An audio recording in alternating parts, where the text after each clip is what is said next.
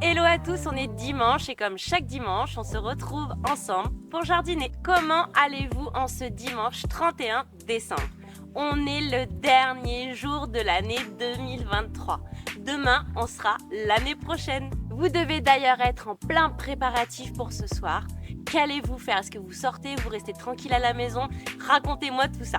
Alors comme chaque fin d'année ou chaque début d'année, c'est toujours le moment de faire un bilan de l'année passée et de se fixer de nouveaux objectifs pour l'année 2024 qui arrive. Alors l'objectif n'est pas de se mettre la pression, de s'imposer plein de choses, non, c'est juste de pouvoir mettre en œuvre ce qu'il faut et puis après, si jamais ça aboutit pas, ma foi, on recommence, puis voilà. Alors moi, ça me permet de garder un cap et donc je voulais partager avec vous mes 10 résolutions pour 2024 au potager. Alors la première, c'est de mieux m'adapter aux conditions climatiques et d'apprendre de mes erreurs. Les conditions climatiques, elles ont clairement changé. Lulu, il faut qu'elle se mette ça dans la tête, c'est fini, son petit calendrier de semis comme avant.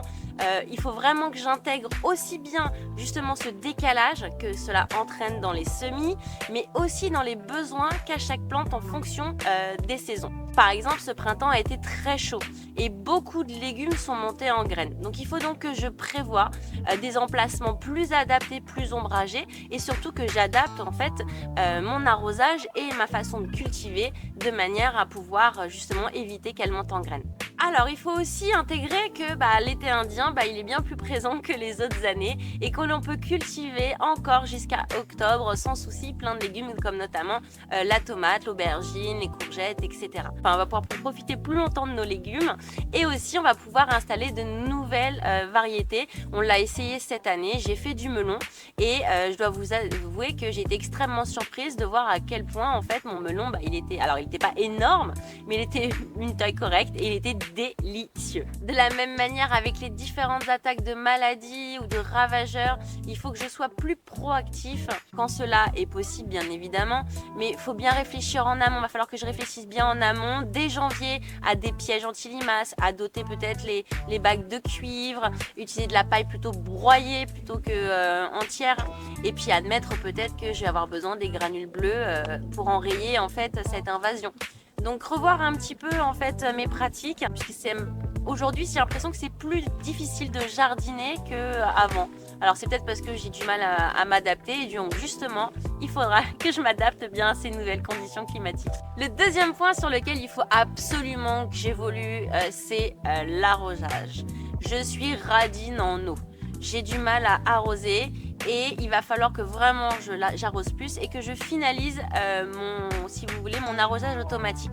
Parce que en fait, globalement, s'il y a bien une erreur que j'ai commise sur 2023, c'est le manque d'arrosage des bacs. Comme le céleri rave, les aubergines, les courgettes, je les ai pas suffisamment, les concombres, je les ai pas suffisamment arrosés. Et donc du coup, mes rendements en ont pâti. Donc pour être honnête, c'est vrai que moi, j'aime pas arroser. C'est le truc que je déteste le plus ou que j'aime le moins plutôt dans le jardinage.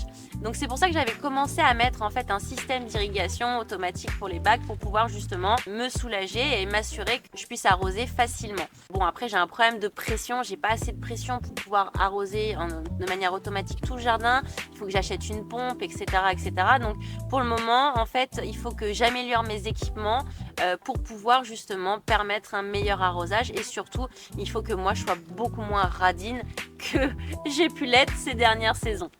Ma troisième résolution, c'est d'être autonome sur les salades, les radis, les poireaux, les tomates, les courgettes, les choux, les navets et les courges. Alors l'autonomie, c'est un vaste sujet.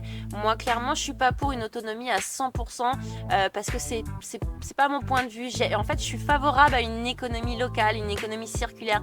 J'aime les ambiances de marché, j'aime aller à la boulangerie, j'aime discuter avec mon boucher. Enfin voilà, donc surtout, j'aime laisser faire les pros. Nos artisans, ils ont des compétences de dingue, ils font des choses incroyables. Donc je préfère les laisser faire. Alors bien évidemment, il y a plein de trucs que je fabrique moi-même pour une question de budget, de goût ou simplement de fierté, mais j'ambitionne pas de devenir autonome à 100%. À la limite, si je devais être autonome, c'est uniquement sur les légumes qui vont dans la soupe. L'autonomie, c'est bien sur certains légumes, mais pas sur tous les légumes et sur tous les fruits. Alors, quand on reprend la liste, les tomates, je suis déjà autonome. Ça fait plus de 5 ans, même un peu plus, que j'ai pas acheté en fait une tomate. Les poireaux, ça dépend des années. Il y a des années où je suis courte, là, comme par exemple cette année, ou il y a des années où j'en avais encore pour tout l'été. Sur les choux, on y est presque, à part les choux de Bruxelles où c'est pas terrible. Et sur les courges, il faut que j'augmente en fait les rendements parce que ça va être trop court en butternut et en potimarron. Les salades cette année, ça a été en fait une catastrophe. C'est la première année où j'ai dû acheter des salades. Parce que en fait, on mange des salades à chaque repas. On adore ça, voilà. Mais là, cette année, j'ai acheté de la salade. Ça faisait peut-être 4 ans que ça m'était pas arrivé. J'ai acheté de la salade. Je m'en remets toujours pas.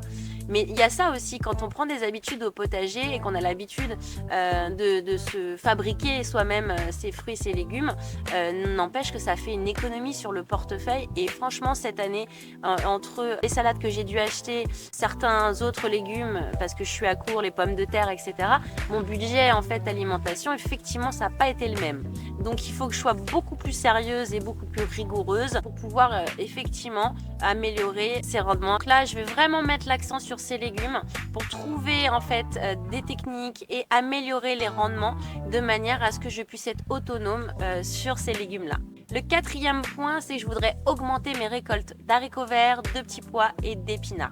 Ça, j'en achète toujours, je n'arrive pas à être autonome là-dessus et puis j'ai pas assez d'espace aussi pour pouvoir le faire. Il y a des années où effectivement en petits pois, j'en avais beaucoup trop, en haricots verts aussi, mais c'est pas assez régulier.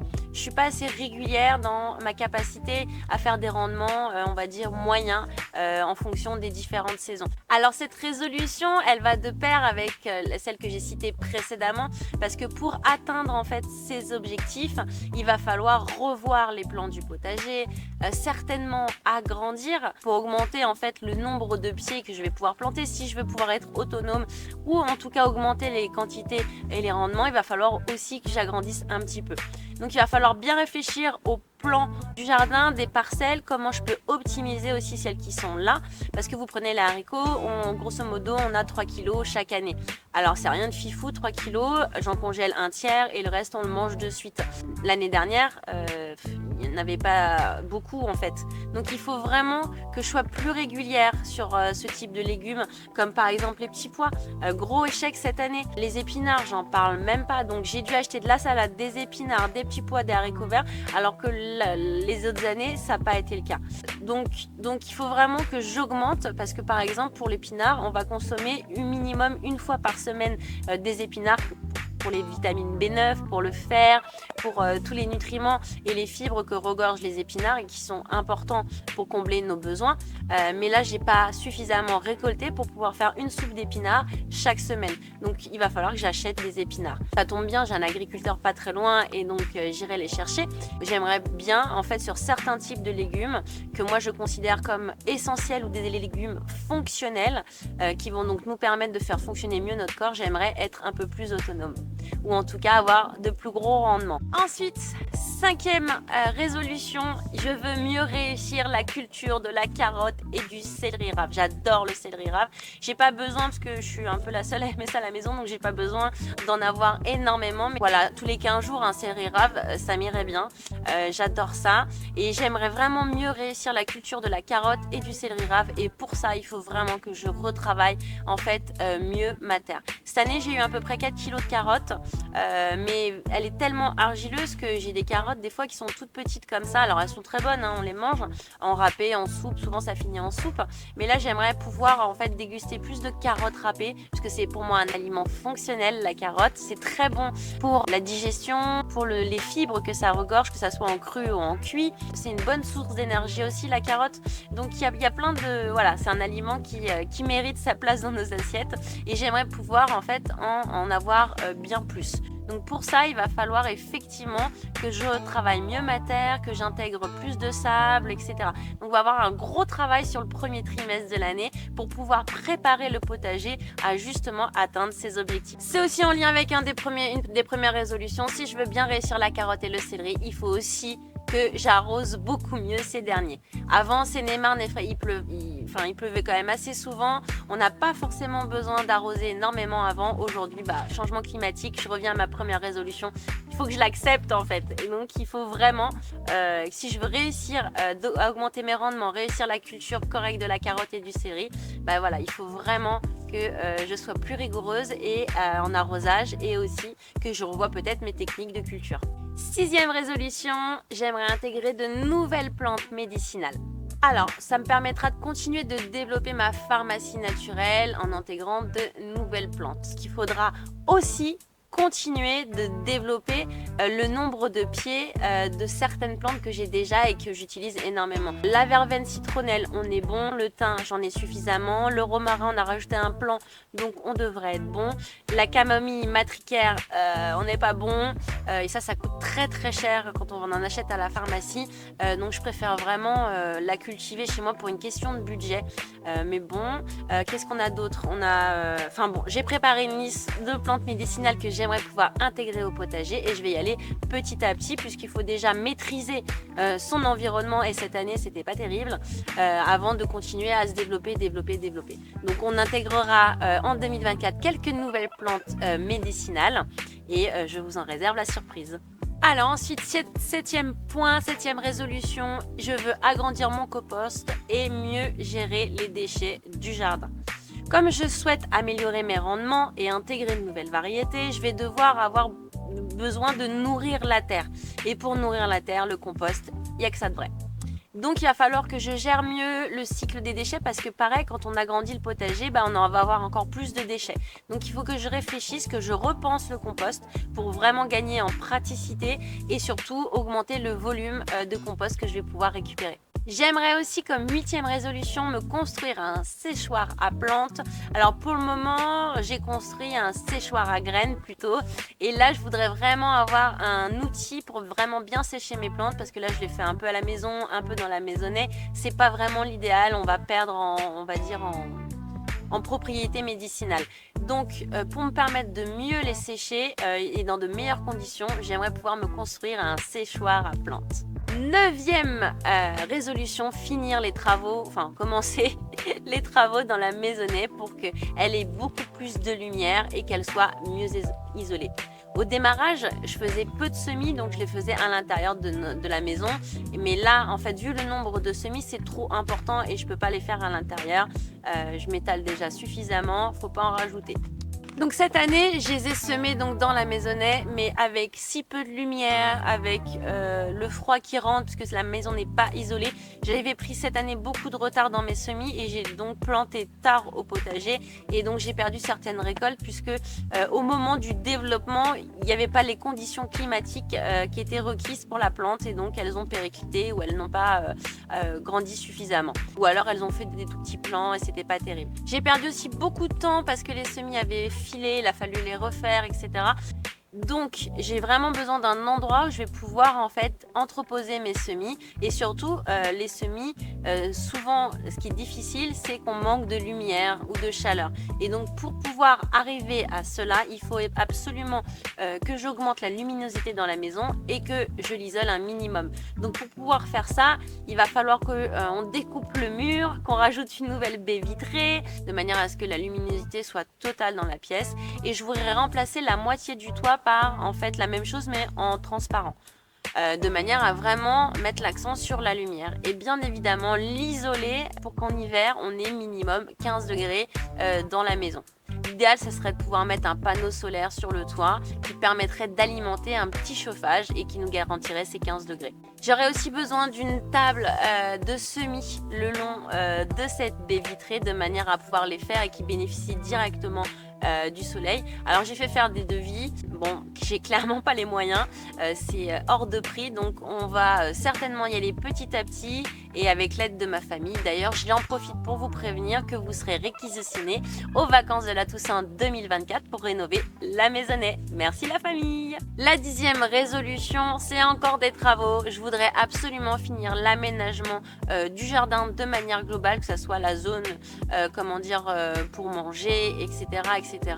Aujourd'hui, c'est à l'arrêt parce qu'en fait, on doit séparer les eaux usées des eaux pluviales et en fait, le conduit passe le long de la maison et il faut casser toute l'allée, etc. Donc on a fait pareil, on a fait faire des devis. Alors il y a une aide de l'État, donc c'est gentil, mais en fait, c'est pas suffisant.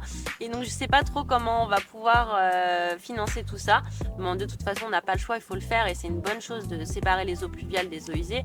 Je suis d'accord. Donc comme on n'a pas forcément le budget, on va trouver des solutions alternatives. On va en faire une partie nous-mêmes et puis après tout ce qui est vraiment lié à un métier, c'est un truc professionnel, on fera appel à un artisan. Mais peut-être que pour creuser, ouais, on va être obligé de le faire un peu par nous-mêmes. Effectivement, on va demander une facilité de paiement, mais bon, ça change rien. Quand t'as pas l'argent, t'as pas l'argent. Donc peut-être on va être obligé de vendre un des enfants.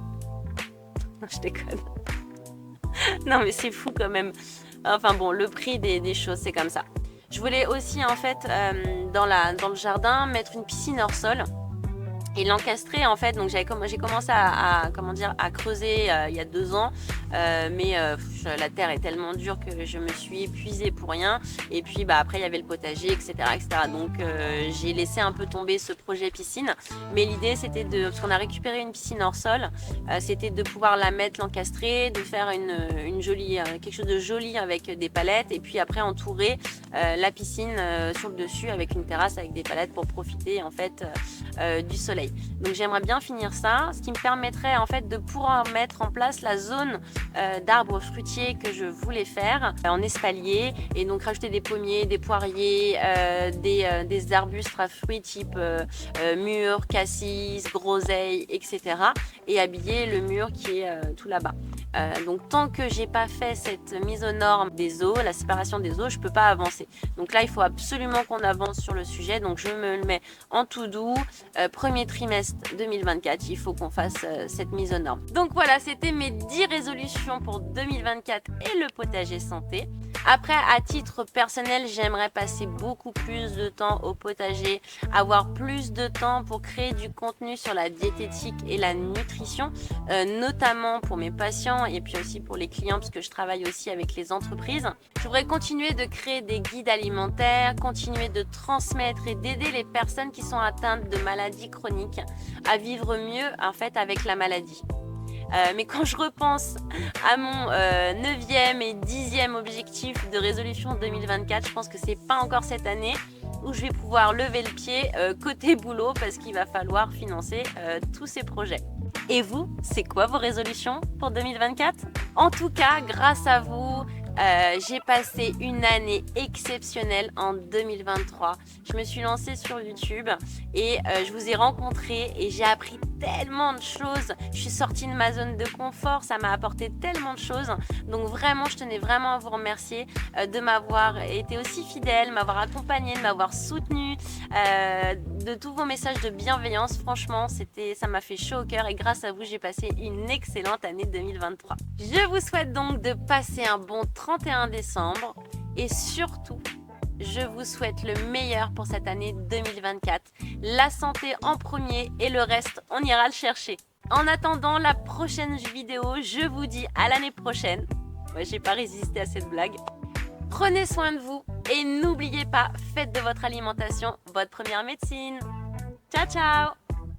Bisous à tous et bonne année encore!